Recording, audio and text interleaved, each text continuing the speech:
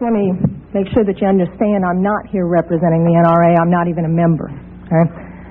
Secondly, I'd like to say that in your opening statements, you commented specifically on my testimony, saying that basically it had nothing to do with this issue. And I had to chuckle because then I noticed you had Mr. Brady up here, who was hit not with an assault weapon but with a .22 caliber revolver. So getting beyond that, I didn't grow up in a house with guns.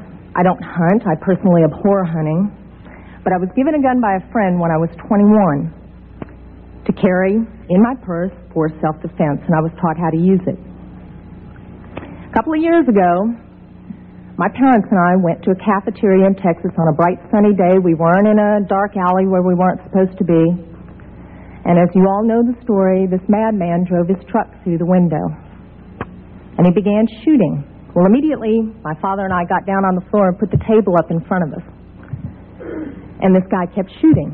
And you're thinking, what could it be? Is it a robbery? That's the first thing that generally comes to mind. And he keeps shooting. It took me a good 45 seconds to realize that this man wasn't there to commit a robbery. He wasn't there for a hit.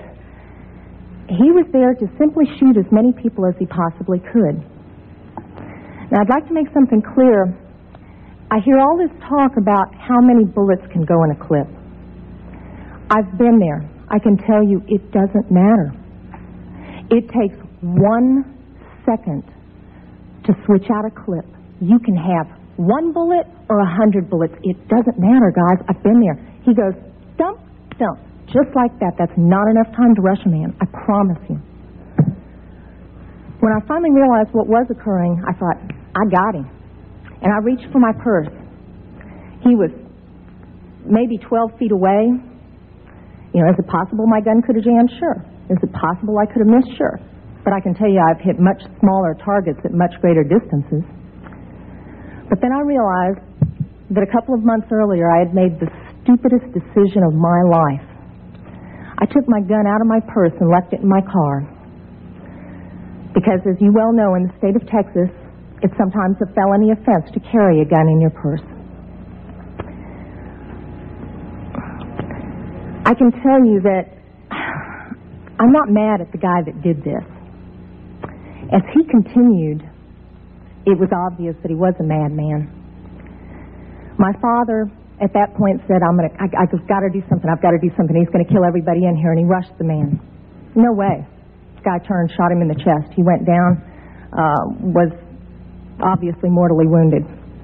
For whatever reason, that made the man change directions and go off to my left. Shortly thereafter, someone at the back of the restaurant broke out a window. When I saw what looked like an opportunity to escape, I turned around and I grabbed my mother by the shirt and I said, come on, we've got to run, we've got to get out of here. And then my feet grew wings and I was out the back window. As soon as I got out, I realized that my mother had not followed me out. And as I learned from the police officers, she had crawled over to where my father was and cradled him until the guy got back around to her, put the gun to her head. She looked up at him, put her head down, and he pulled the trigger. My parents had just had their 47th wedding anniversary. She wasn't going anywhere. As I mentioned, I'm not really mad at the guy that did this. And I'm certainly not mad at the guns that did this. They didn't walk in there by themselves and pull their own triggers. The guy that did it was a lunatic. That's like being mad at a rabid dog. I'm mad at my legislators for legislating me out of the right to protect myself and my family. I would much rather be sitting in jail with a felony offense on my head and have my parents alive.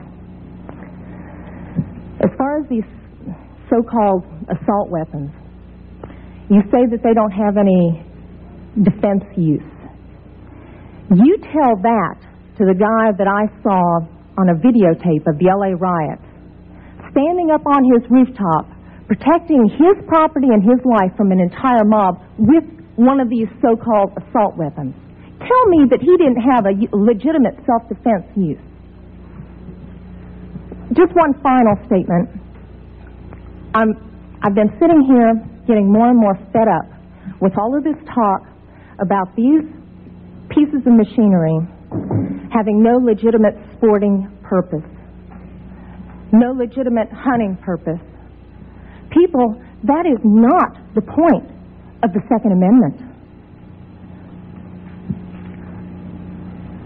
The Second Amendment is not about duck hunting. And I know I'm not going to make very many friends saying this, but it's about our rights, all of our rights, to be able to protect ourselves from all of you guys up there.